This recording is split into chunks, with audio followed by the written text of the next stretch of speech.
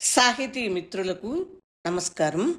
వనజ తాతినేని కథల ఛానల్కు సుస్వాగతం. విభిన్న కథల సమాహారం వనజ తాతినేని. ఈరోజు నేను వినిపించబోతున్న కథ వాన. రచన జయంతి పాపారావు. కథ వినండి. వాన. వాన తల్లి, కురిసై తల్లి, కురిసై, దబాయిచ్చి కురిసేయి. నీరిటి కాడ్నించి వాన మొహం చూడలేదు. ఇయ్యాలే చూస్తున్నాం. నీకు మొక్కుతా, దండమెడతా. కురిసేయి తల్లి, కురిసేయి. దబాయిచ్చి మరీ కురిసేయి. భూదేవి గొంతు ఎండిపోనాది. జనాల గొంతులు ఎండిపోతున్నాయి. అన్ని జీవాల గొంతు ఆరిపోతున్నది. కురిసేయి తల్లి, కురిసేయి. నీకు మొక్కుతా, నీకు దండమెడతా. బాబూ, ఏటి వాన, ఏటి వాన. ఉసిరికాయలు లాంటి సినుకులు, ఒళ్ళు జలతరిచ్చే జల్లులు, గుండె అదరగొట్టే గాలులు. ఏమానా, ఏమానా. ఓనంతే విలగపడాల మన తోట. ఒళ్ళు పులకరిచిపోయి ఊగిపోతాంది. రై రైమని గాలి వేస్తా ఉంటే ఏల వేస్తూ మరీ ఎర్ర ఈగిపోతన్నది. ఏమానా, ఏమానా. భూదేవి ఒళ్ళు దాచుకోకుండా ఉప్పొంగిపోతోంది. భూదేవి ఎలా పులకరించిపోతుందో మా భూదేవి కూడా అలాగే పులకరించిపోతుంది. ఆకాశంలో మెరుపులు మెరుస్తూ ఉంటే ఆమె కళ్ళు మెరుపులు మెరుస్తున్నాయి. ఆ జడి వానలో ప్రకృతి అంతా ఎలా పరవశించిపోతుందో మా భూదేవి అలాగా పరవశించిపోతోంది. ఆకాశంలోకి చూస్తూ, నా మొహంలోకి చూస్తూ, నా మొహంలోకి చూస్తూ, ఆకాశంలోకి చూస్తూ పొంగిపోతూ ఆనందాన్ని జడి వానలా కురుస్తోంది.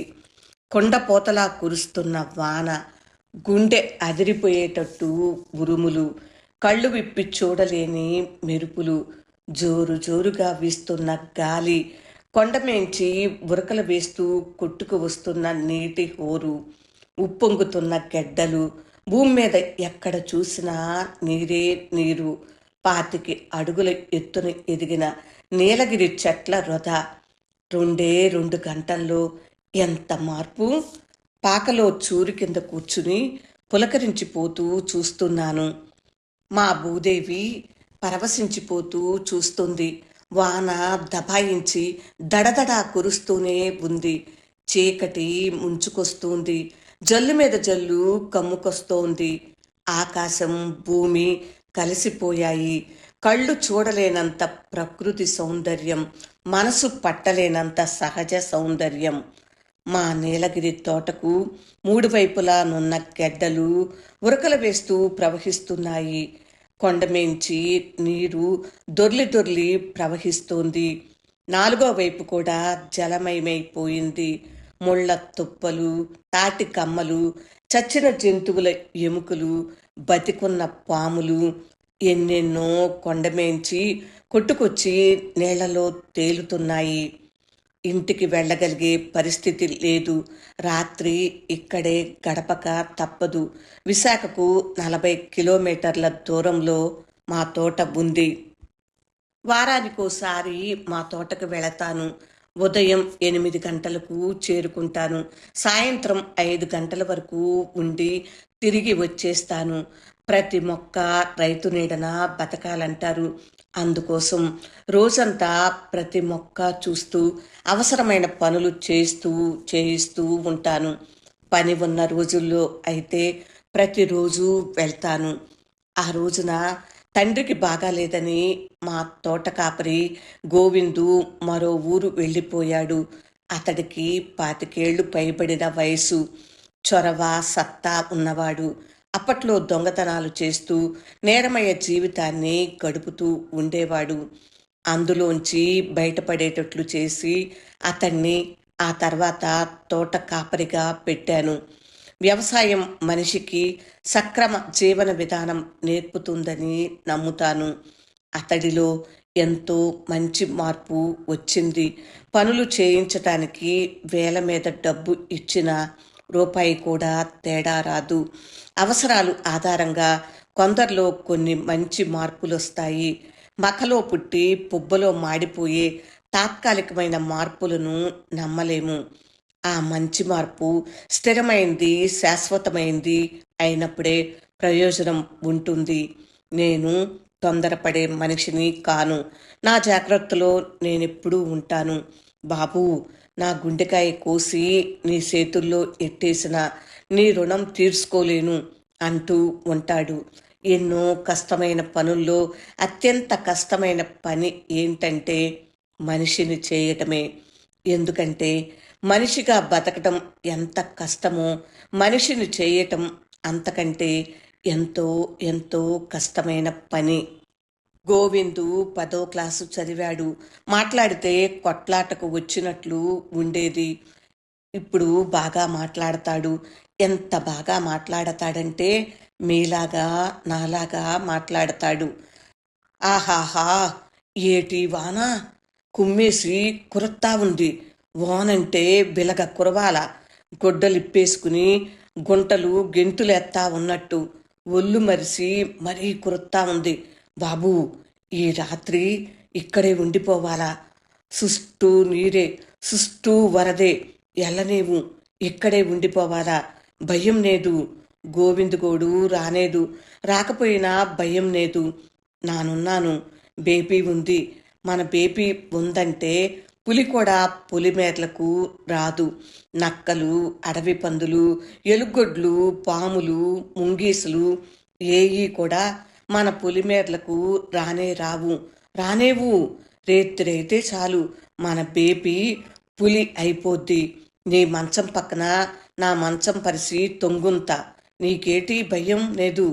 మెరుపులా మెరుస్తూ చల్లని వాన జల్లులా భూదేవి నిబ్బరంగా చెప్పింది. ఇదివరకు ఎప్పుడైనా ఇలా ఒక్కదానివే ఒంటరిగా ఉన్నావా? శానా సుట్లు.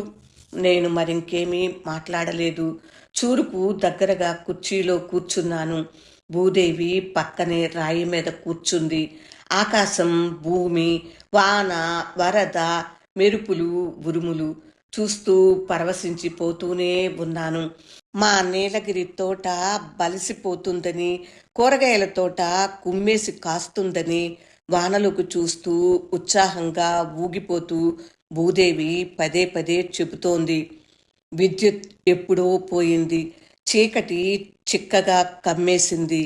చీకటి, జడి వానలో చీకటి, చీకటి చీకటిగా కూరలు విప్పి ఉరకపోతున్న చీకటి పులిలా భయంకరంగా బీభత్సంగా ఉంది.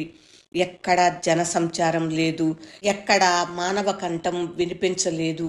మెరుపులే లేకపోతే చీకటి తప్ప వేరే ఏమీ కనిపించదు. 2 టార్చ్ లైట్లు పాకలో ఎప్పుడూ ఉంటాయి. ఒకటి నా దగ్గరుంచుకుని రెండోది భూదేవి చేతికిచ్చాను.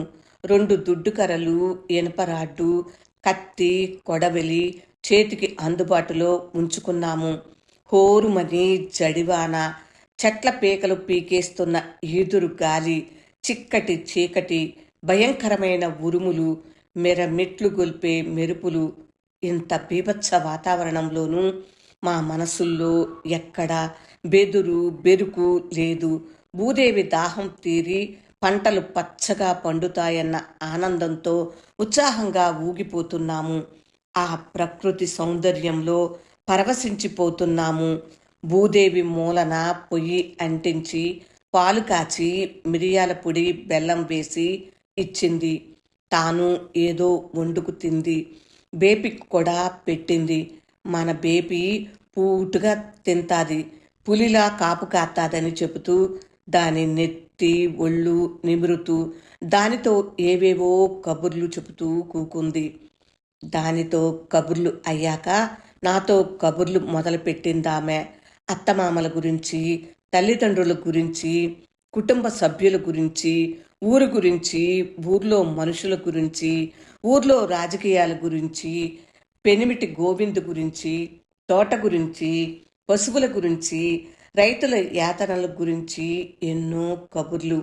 ఆ విధంగా అటు వానలోకి చూస్తూ, మెరుపుల వెలుతురులో నా మొహంలోకి చూస్తూ చాలా చాలా కబుర్లు. వాన చెబుతున్నట్టు వానలా ఉత్సాహంగా చెబుతూ కూర్చుంది. తల ఊపుతూ, అటు ఇటు అన్ని వైపులా చూస్తూ, మెరుపుల వెలుగులో ఆమె మొహంలోకి చూస్తూ, వానలో తడుస్తూ, గెంతులు వేస్తున్నట్టు ఉత్సాహంతో వింటూ కూర్చున్నాను.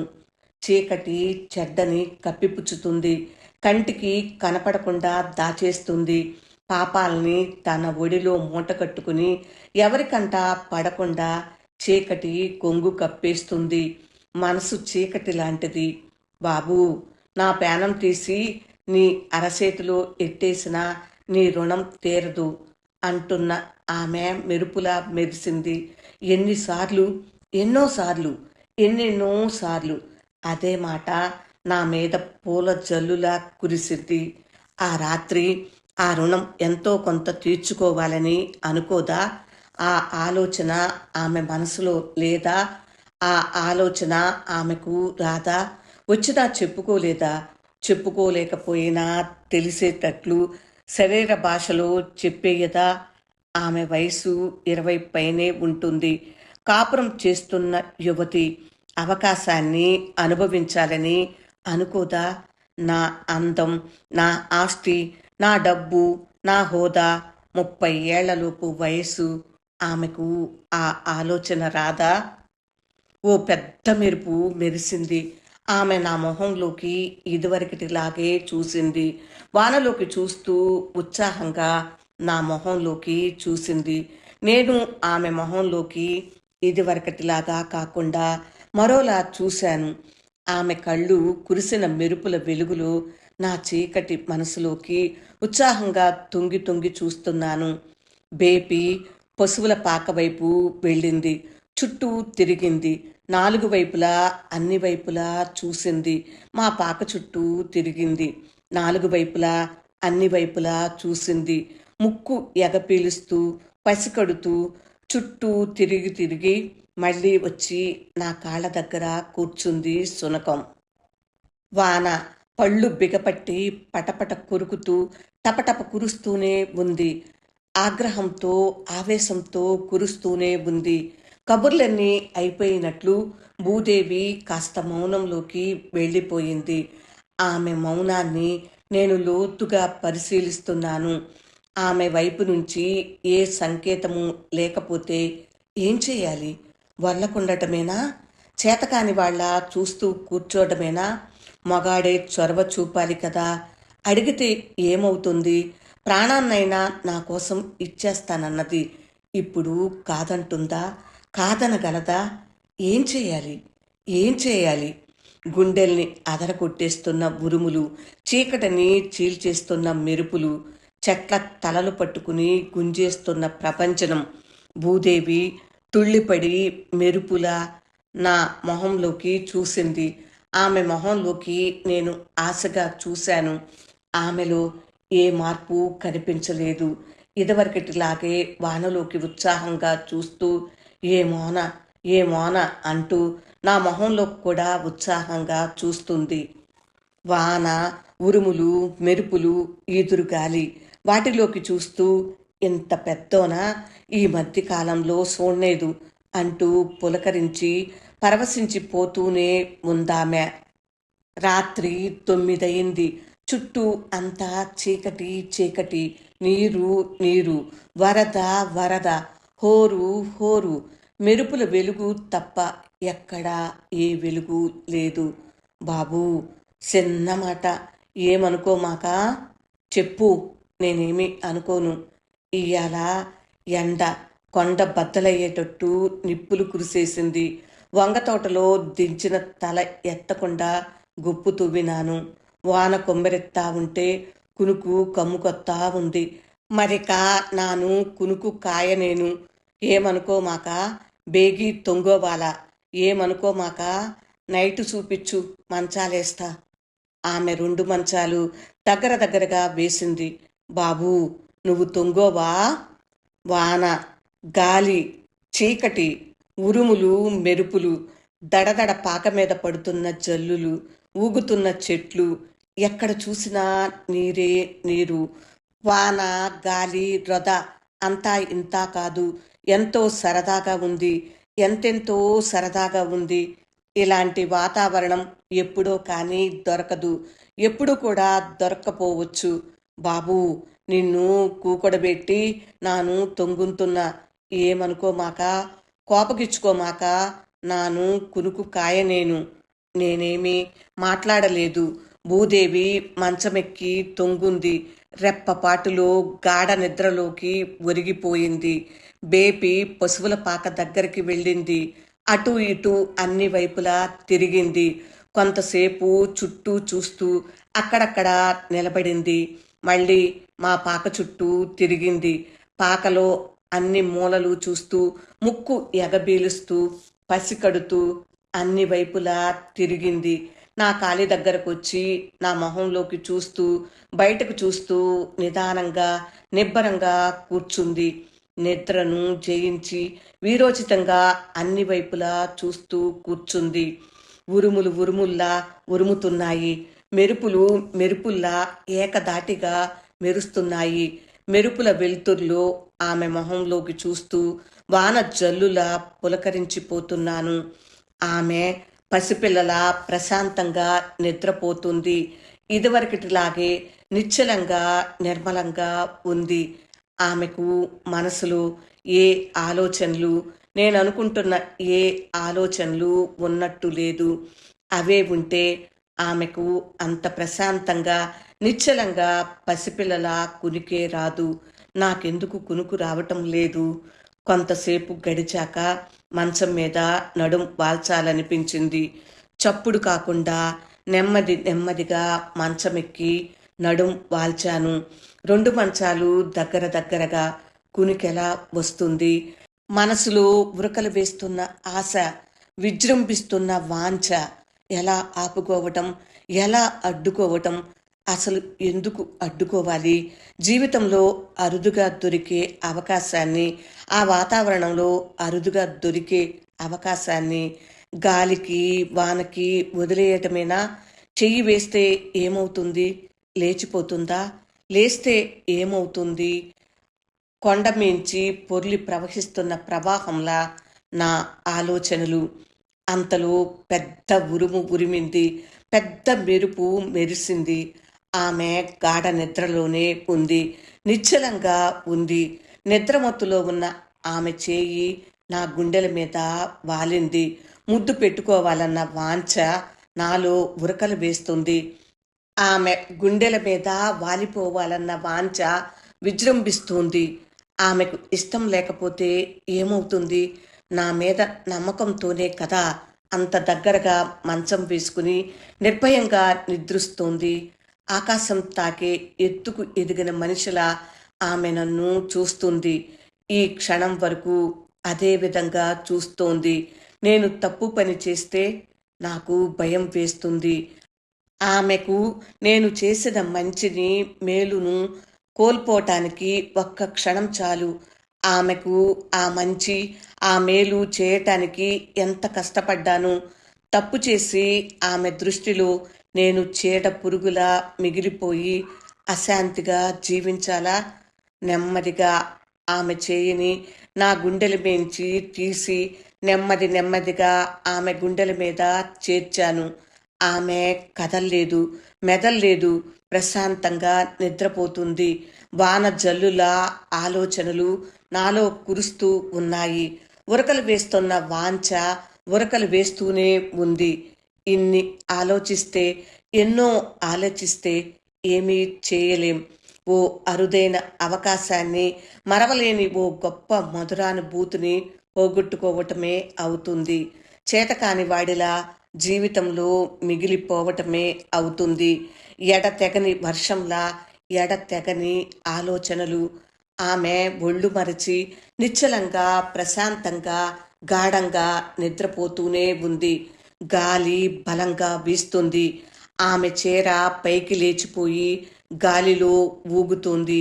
ఏకధాటిగా వెలుతురు చిమ్ముతూ మెరుపులు మెరుస్తున్నాయి. ఏం సౌందర్యం! ప్రకృతి సౌందర్యమంతా ఆమెలో పురివిప్పి నాట్యం చేస్తుంది. వశం తప్పి నా ఒళ్ళు పులకరించిపోతుంది. జడివాన హోంకరిస్తూ కురుస్తూనే ఉంది. ఉరుములు భూమి బద్దలయ్యేటట్లు ఉరుముతూనే ఉన్నాయి. జడివానల, ఉరుముల, మెరుపుల నాలోని వాంఛ మమ్మురమవుతూనే ఉంది. తట్టుకోలేకపోతున్నాను. తల్లడిల్లిపోతున్నాను. భూమి దద్దరిల్లేలా ఉరుములు, చీకటిని మింగేస్తూ మెరుపులు, ఏకధాటిగా కళ్ళు మెరమెట్లు గొలిపేలా వెలుతురు, మెరుపుల కాంతి వలయం. ఆమె మొహంలోకి లోతు లోతుగా చూశాను. చాలాసేపు చూశాను. ఏదో పెద్ద మెరుపు నాలో మెరిసింది. నా మనసు మెరుపు కాంతిలో దగదగ మెరిసిపోతుంది. ఆమెకు నా పట్ల ఉన్న విశ్వాసము ఆమె మొహంలో దగదగ మెరుస్తూ మెరుపులా మెరుస్తుంది. ఆమె మొహంలోకి చూస్తూనే ఉన్నాను. ఏవేవో మొహాలు, ఎవరెవరివో మొహాలు, ఎన్నెన్నో మొహాలు. ఆ మెరుపుల కాంతి ధారలో ఆమె మొహంలో నాకు కనపడుతున్న ఆ మొహాలు ఎవరివి? మా అమ్మ మొహం కనిపిస్తోంది. మా వదిన మొహం కనిపిస్తోంది. మా అక్క మొహం కనిపిస్తోంది. మా చెల్లెలి మొహం కనిపిస్తుంది. నా కూతురు మొహం కనిపిస్తోంది. మా అత్త మొహం కనిపిస్తోంది. మరదళ్ల మొహాలు కనిపిస్తున్నాయి. ఎందరెందరివో బంధువులతో పాటు పరస్త్రీల మొహాలు కనిపిస్తున్నాయి. కానీ నా భార్య మొహం మాత్రం కనిపించలేదు. మానవ సంస్కృతికి మూలం ఆమె మొహంలో నాకు కనిపిస్తోంది. శాంతియుత సామాజిక జీవనానికి మూలం కూడా కనిపిస్తోంది. బేపీ మాత్రం నిర్విరామంగా తన పని తాను చేస్తూనే ఉంది. విశ్వాసము, రక్షణ, భద్రత. వాన, జయంతి పాపారావు రచన విన్నారు కదా ఫ్రెండ్స్. ఈ కథ 2012 విపుల జనవరి సంచికలో ప్రచురితమైనది. కథ మీకు నచ్చిందా ఫ్రెండ్స్? నచ్చినట్లయితే లైక్ చేయండి.